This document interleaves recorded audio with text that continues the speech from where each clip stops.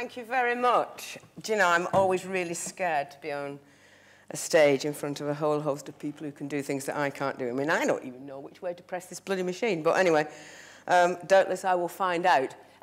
Thank you for inviting me here. I've just come to tell you a story. I've come from the north of England this morning, from a place called Todmorden, which looks like that. And I just want, this is just something about what we've been doing in the past 4 years. And for me, it's about the opportunities to just do things because it feels the right thing to do, decide to do things because nobody else is doing them, and not being frightened in the least bit about the 2001 reasons that immediately come to your mind about why you shouldn't do it. Because if you just break through all that negativity, you can have an absolute blast. So basically, this is Todmorden. It's set in the South Pennines. It's an ex-mill town. It's not lush Vale of Evesham. It's quite challenging to actually live in that part of the world. It's extremely wet. We've had zillions of floods. And it used to look like that. And to pick up the last speaker's point, it actually now feels like that. It also looks like that a bit. And that's our wharf, because we've got a canal in the middle of Todmorden, and we used to have lots of pretty flowers growing along it, and now we've got veg. And this is a story about wanting to make a world that's a bit kinder, and there's a heck of a lot different. So we've got these types of places all over the middle of Todmorden, and they're called propaganda gardens. We've got fruit, vegetables, and herbs springing up all over the shop. We've got them at the railway station, we've got them at the police station, we've got them at the doctors, we've got them along the canal towpath, and we've got them in our cemeteries. And we've even, through planting vegetables, got a new form of tourism. We've developed vegetable tourism, and people from all over the world come and look and poke around in our beds just to have a conversation. They do it quite often when there's absolutely nothing in there. But anyway, we won't tell them that because they're having a good time, and that's the main thing. And the reason we're doing this is that we've got a huge challenge ahead of us, because the way that we've been living our lives has kind of meant that we're passing a really rubbish legacy on to our kids, your kids and your grandkids. And you know, once that strikes you, and once that hits you between the eyes, you've got to do something about it. So some time ago, we thought, 4 years ago, okay, well, we've all been involved in talking about the planet, and we all know about climate change, and we've heard the Rio summit, and we've had 1 or 2 people stand on stages saying, you know, how we should use less resources, and how we should think about what the planet's about, and how we should, you know, but who's doing anything about it? Where is the urgency around any of this? Where is the national debate?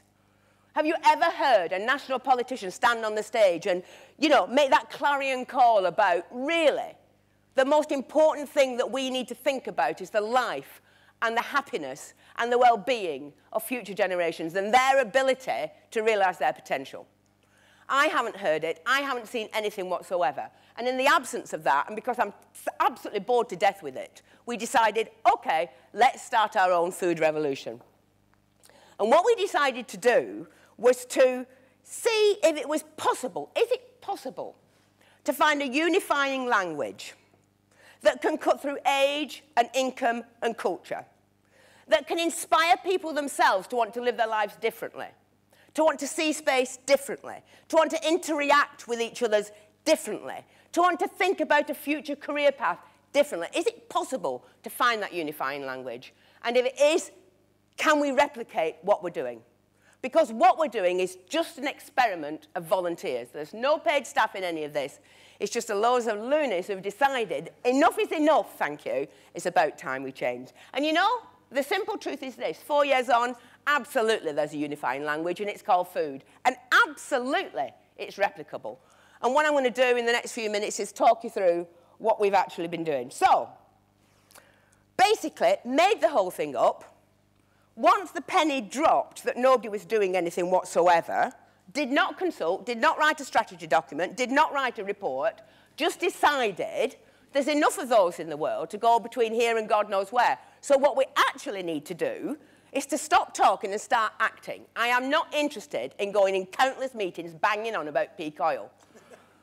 God knows what it's all about, and quite honestly, it goes over the heads of so many people who really have got so much to offer in this world, but just don't know where to start when it comes to thinking outside the box. So, we sat around the kitchen table, and we made the whole thing up, the whole incredible, edible story up. And here's what we put to a meeting that we called 4 years ago. We said, let's imagine our town is split into, let's imagine it's a bit of action theatre. Do you remember the days when you used to go to circuses? Well, you probably don't. You're all far too young. But anyway, and you used to have people who spun plates. And you'd have, you know, the first plate going, and then when they got that going, the second plate would start happening, and the third, and it was real showbiz. Well, that's exactly what I'm trying to say to the people of Tobbernon. Spin a community plate. The way you live your life, what you do in your front garden and your back garden, how you see your high street, what the doctors looks like to you, what your park looks like to you. That is community. Let's start spinning that plate with some actions around food. And then let's think about the fact that most of us don't know very much about how to grow or cook or whatever it is with food. So let's think about the learning plate. Let's think about sharing what people used to know about food. Let's think about infiltrating the curriculum in a way that would actually give people some really meaningful skills around that food agenda, whether that's soil scientists or whether it's the next Jamie Oliver, whatever it might be. And then let's think about that third plate that we need to spin in any community, which is the business plate. Because if we're actually thinking in a different way about edible landscapes and we're actually teaching each other different things about learning and food, then just maybe we want to spend the pound in our pockets on local suppliers and local food economics. And just possibly we want to become the farmers of the future. Maybe that's our career path. So, with the idea of doing that and just spinning the plates and taking the actions, we kind of like hit the ground running. We had a meeting of 60 people. They came into a local cafe and we put that proposition to them. Do you want to just grow more food? Do you want to build a happier, safer, healthier world for your kids? Do you want to remember what it used to be like when you could go and, you know, pick tomatoes? Do you want to do that? And do you want to help? We did not talk about climate change. We did not mention the jet stream. We didn't do anything like that. We just talked about food. And the room exploded. Ordinary people from all walks of life. It just exploded. They started asking questions. They wanted to get involved in it. They remembered what it was like when they used to collect chickens from their granddads or whatever it is. And the really important message behind all of this when we started it off is we absolutely do not need to ask anybody's permission to make our world better, which is why we don't work through local government and we don't work through any organisation like that. And we most certainly will not wait for that cheque to drop through that letterbox with all those caveats about what you can do and what you can't do, because there's so much that we've got ourselves in our own resources that can make a difference before we even start to seek funding. And the most important thing to me is that we have to remember and we have to ward off those siren songs, those awful people who come up to you and say, well, you know, it's all totally meaningless faffing around on the ground in your communities without any superstructure or policy or national initiative or lottery bid or whatever else it might be, because what we've actually got, the hills we've got to climb that are in front of us are so steep, and it's such a challenge, this whole issue about the future of the planet, that, you know, you're wasting your time. Because I would say the really important lesson I've learned in 4 years is the power of small actions is awesome. And if you just move forward with what you can contribute towards the difficulties that we're facing in the future, your little bit of the solution, you will find people come together to make a bigger picture in a way that you could have never imagined. It's been the most amazing roller coaster. So what I want to do, quickly, is to take you through some slides of some of the things that we've actually been doing and just give you some examples, because perhaps you're thinking, this woman's absolutely bonkers. How can just dealing with things with food, you know, how could you change policy? How could you change the business environment? How could you actually change? Well, you'd be amazed. Because this world is not for the faint-hearted. Once you start, provided you're going to put enough energy and time into it, you can shift mountains without a shadow of a doubt. And given that we all know that there's a huge sense of urgency around this, because the models of the past are not the models that we need to take the world forward with. Given that we know all those things, not one of us in the room can now go out those doors and think, I'm going to carry on doing things the way that I did, because it's pointless, because we're never going to be able to actually achieve what we need to achieve as a society with all the things that are coming over the hill. So just a few examples of what we did. I talked about propaganda gardens. And the reason we do propaganda gardens first and foremost, because Mary, my mate, who does it with me, hates guerrilla because it sounds so aggressive. So we don't do guerrilla gardening, we do propaganda gardening. Fine. So, you start where you live. So what did we do? Well, we took a dog toilet by the side of the road, basically. It was called a grass verge that the council was supposed to look after and didn't. And we, ourselves, with our own money and our own time, turned it into a fabulous herb bed. And what's really interesting about behaviour shift, because this actually is a programme about behaviour shifts, not cabbages. So what the interesting thing about doing that is this horrible dog toilet by the side of the road, this is an aside, because that's Mary's garden, was unloved by the local authority and never looked after. So we turned it into something fat, and you know, within 6 months, the council started mowing it. It's the funniest thing in the world. And then, blow me, 9 months after that, they put a bench in the middle of it, and people now sit there and enjoy the herbs and do all those things. And it's just about doing some really simple things that can help people make a difference in their lives and do things outside the box. Mary's garden, that used to be a perfectly normal garden with roses and petunias and God knows what it is. But what it happens to be is very strategically placed in our town. Our town is 16,000 people. So took the wall down at the front, took all the roses and stuff like that out and planted veg, herbs and fruit with a whacking great sign at the back that says, please help yourself. Because the point about propaganda gardens is not only to show you what you can grow, but also to share. The point about this is about, if you fancy some of this, pick it. You know? Now, the interesting thing is that people didn't do that for 2 years because everybody's forgotten how to scrum, they've forgotten how to blackberry, they've forgotten all the stuff that we used to do, the food for free. Unless somebody got shot or hit or waltzed off to the police station for 2 years, nobody ever did anything. And then they started to get the message. And we would see people stopping here, picking the odd bit of fruit or veg or whatever. Now, again, simply a small action. We just did it. As it happens, we could do it because that's her garden. But then we never, ever ask permission if we're going to do stuff in public places. But in her garden, we changed that. So what we got is we got a lot of people from a local school walking up and back to the estate, which is on the top. And the estate on the top are obviously, some of the poorest, some of the most challenged individuals in our community. Because this is not a movement for the articulate Guardian readers. This is a movement for everybody. If you eat, you're in our movement. So basically, that's everybody. So, Mary's garden, this is really quite interesting. So we got these people, these families walking up and that, and then one day a family stopped, a mum with her 2 kids on the way to school. And they started to pick some of the veg, and then they disappeared. And then when they were coming back from playtime, they'd obviously stripped off some of the outside leaves of the cabbage, and they'd left it in Mary's compost bin, and that's absolutely fine, and that's cool. We were upstairs in Mary's kitchen looking at this. But the next morning, on the way back to school, that mum and those kids left a bowl of soup on Mary's doorstep, made of the veg, picked from Mary's garden the previous day, and they've never spoken to each other before that point. These were people that weren't friends. They weren't people that knew each other. And yet, there was something in them about food that wanted to share. Mary wanted to share with them, and they wanted to share back with her. And for me, a simple act like taking your front of your garden down and planting veg and saying, help yourself to it, changes relationships in a community. Starts conversations that weren't there before. So what we do with propaganda gardens, because can I tell you if anybody's thinking of doing anything like this, there's bugger all point in putting a propaganda garden somewhere where you're never going to see it. So you need to be right there on a main road. So we took up all the beds in front of the college. We didn't exactly tell them what we were going to do, but they were cool about it.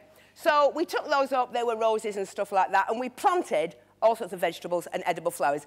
And it is a great idea to do edible flowers, otherwise the in-bloom groups really get upset about it, the fact you've taken up their roses. So you do learn how not to upset people. And so right on a main road, we've got propaganda gardens there. But because we've got propaganda gardens there and we've got a police station opposite on the main road, we asked the police would they mind if we actually built some raised beds in front of their police station and grow sweet corn. And they loved it. So there are the police, and they look after it, and they water it, and they do all the... But what's really interesting is, if you start to talk to those police 2 years on, they will tell you environmental vandalism has halved in Tomodon.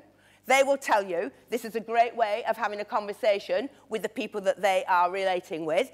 And we get police officers and senior officials from all over the north, believe it or not, coming to have a look at what this police station is doing, because it's a great entree into a conversation with your community. It's not intimidating. Everybody knows about it. and everybody can have a laugh along the way. But because the police did it, and because guys in uniform get a little bit, you know, competitive, the fire station decided they were going to do it. And this is just because it's an experiment, and we're volunteers, and we've started a conversation, and suddenly everybody says, I can do a bit of that, I'm going to do it. So, hang on a minute, let me just, yeah. So because we did those two, we also thought we'd attack the health centre. Now, with the health centre, we did ask the doctor's permission here because, you know, you've got to draw the line somewhere. But here is a brand new £6 million health centre, surrounded by prickly plants. Now, if anybody wants to tell me that it's really a good idea to spend millions of pounds on a Eat 5 a Day campaign that doesn't touch the lives of a load of people, but what does touch the lives of a load of people, which is health centre they're going in and out of every week, surrounded by prickly plants, where is the logic of that? So, they said, yes, you can do it, provided it doesn't cost us any money, and provided you put it in a planning application for it, in triplicate, in Latin, which we did. And now we took up all the prickly plants, and they're so helpful, aren't they? Yeah. So we took up all the prickly plants. Sorry, I'm going to have a swig. And we planted apple trees, pear trees, raspberries. We did an apothecary's garden at the back. We got strawberries, we got plums, we got all manner of things, and it's all help yourself. But the point is, we now have families, irrespective of your age, income, or culture, that are walking into a doctor's surrounded by an edible landscape with things that they can taste when they never knew where they came from in the first place. They used to see them in a supermarket, packed with cellophane, with instructions on the packet. So you are reconnecting people with the soil, but you're also reconnecting people to a different approach to living, which seems to work.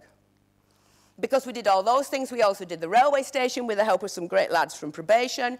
So now we've got a railway station where people get off the train, they help themselves to herbs on the station. We put some little signs up there because, you know, I can't grow, but I can cook, and I can do some graphics, and other people can do different things. So collectively, you make quite a neat team.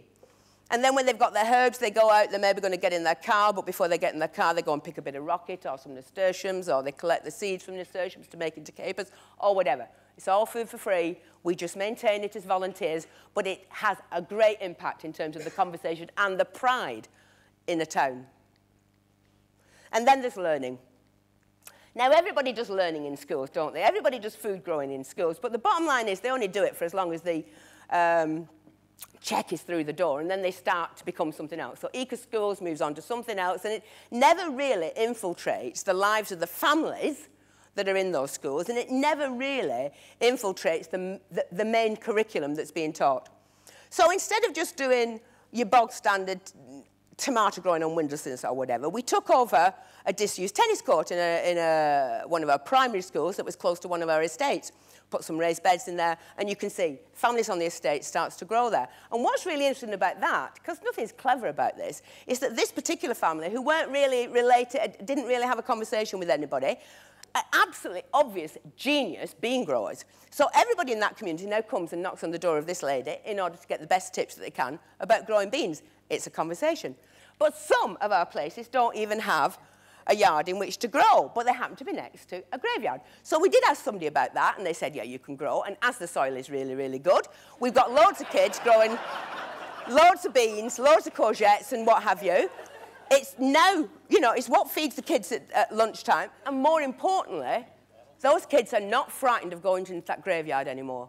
All the time you're growing veg, but actually you're growing confidence, you're growing communications, you're growing a sense of self-respect and reconnection with your community in a really interesting way. And because we did all that, we obviously go out onto the streets, and we go into the pubs, and we go into the leisure centres, any excuse, of course, and we do all these things where we teach people how to cook the things that they're growing. And sometimes you get it wrong.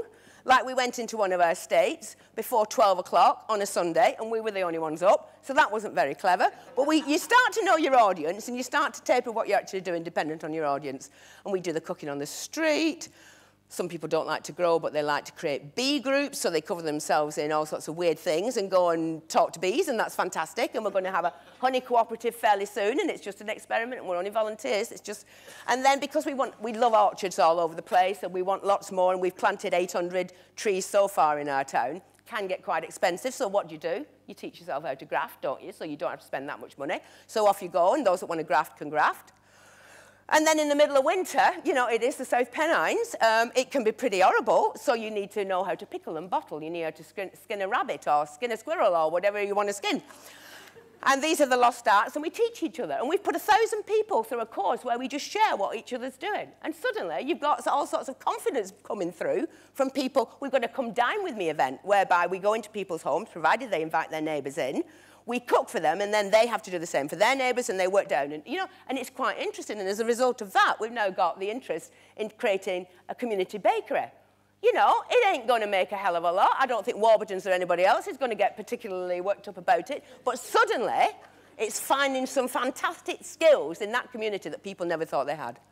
And then there's business. If you walk through an edible landscape all your life, if you're learning new skills, if you're reconnected with your environment, if you're thinking seasonal, you will support local food producers. So, what did we do? One of the first things we did, because, you know, we ain't got a lot of money. We chase money if we need it for a particular project, but we haven't got a lot of money. So we did some cake stalls and stuff, and we made enough money, and we bought every market trader in our local market, which is going down the pan, and I just want to talk about that in a minute. One of these blackboards says Incredible Edible on the top, and they chalk up whatever it is that's local. That means that people can come to their store, they can start a conversation, they can taste things. Suddenly, they're remembering what they love about shopping at a market, which is different to shopping at a supermarket, which is great. And the other thing we did was, you've got to reconnect with your farmers, who don't always get this, to be frank. So I had a meeting with farmers, and they sat there with their arms folded, and they were really, really grumpy, and thought, what does this woman know about farming? Well, not an awful lot. But what I wanted to say was, you are the future. We need kids to go into your industry. Please come and let's do some interesting marketing. They weren't interested. So just because it amused me, I made up a campaign called Every Egg Matters. And that is about, could we possibly find one product that we could get brand loyalty behind in that town so that the farmers would say, oh, sales are going up in that, maybe I should start investing in that, and then that would open their mind to future investment possibilities. So we started with this stylised map of Todmorden, and on that we put 4 families who were selling to each other at the garden gate. That was successful. Now we've got 64 people on that selling to each other. That meant that people were going into the shop, so we're asking for local eggs. There were no Todmorden local eggs, so now the farmers are starting to up their free-range birds to make the eggs. Once that was successful, they started to invest in pigs, they started to invest. So suddenly, these small beginnings of economic confidence is taking us towards the local economy, which is what our kids need in the future, in my opinion.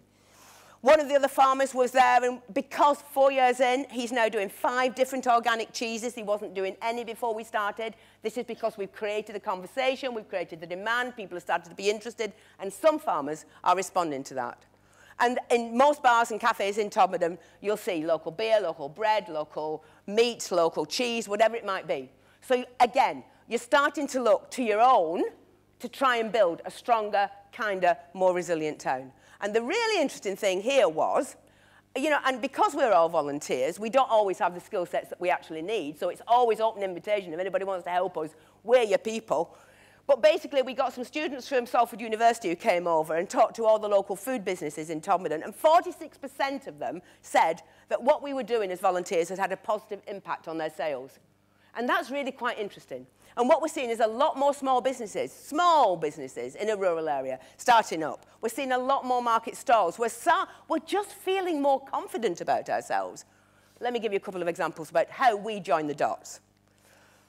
How do we join community with learning with business? Well, one thing that we did was we got a little bit of land from a local garden centre. It was really muddy and horrible land. It was fabulous if you were a rabbit, but if you were trying to do anything else, it wasn't. So we went to a local foundation and we got some money, and with volunteers, purely with volunteers, Nick built that Colditz-type fence around it and turned it from being that into that, which ultimately is turning into that. And what we've created is a market garden training centre. And the reason we've created a market garden training centre is the community was really interested and was talking up local food and skills and having an interest in that as a future. So the council said to the high school, would you like to start thinking about a diploma in environment and land studies, which metamorphosed into a BTEC in agriculture? So kids who are coming out with no qualifications whatsoever are now starting to come out with qualifications that are really meaningful for them, but then they stop. So in the absence of anything else happening, we invented a market garden training centre. And it's all run by volunteers, and it's giving these young people a sense of what a job in that particular field might be like. And the second thing we did when we were joining up, and it also sells food and it's got a community aspect to it, so it's joining up the 3 dots. The second thing we did was, because we've got these wonderful vegetable tourists, that's the dog toilet that is now mowed with the bench. We invented a green route map. Because we thought, if tourists, and honestly, trust me, people are coming from Japan and Africa, they're coming from all over the world to visit us. Every single week, we do pieces for German television, Italian television, French. Honestly, we're just a working class northern town doing veg at the moment, so it's really quite interesting.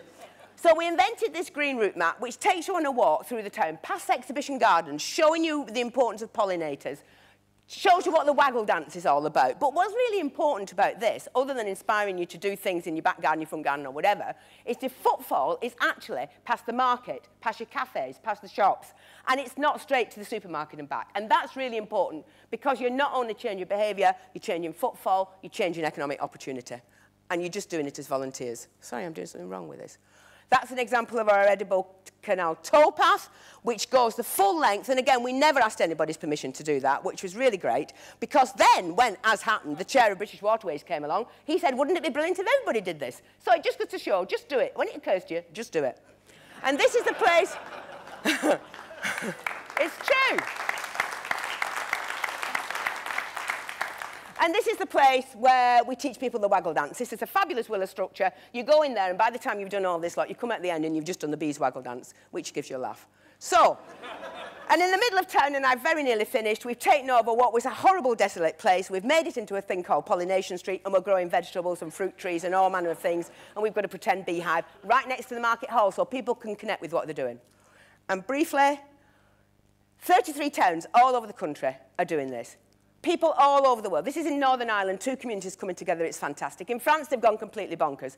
Since we did the TED Talks, we are in conversations with every single continent of ordinary people who've said, thank God this is a chance for us to do something positive in our lives, because we do believe in the power of small actions. We don't believe in being a victim. We don't believe that the structures of the past are the right for the forward. We don't believe that people in positions of authority are representative. We think we're way ahead of the curve on that one. And what we're doing with Incredible Edible is simply investing in this power of small actions. And through that almost organic process, we're starting to believe in ourselves again, in our own potential to make a different future. We're starting to invest in our capacity in a way that we didn't before, without asking anybody's permission. And as far as I'm concerned, when we start to do that, it's incredible. Thank you very much.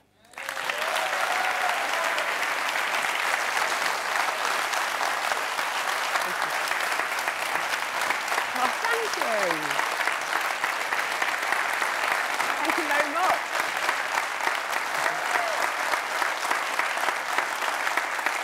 Thank you.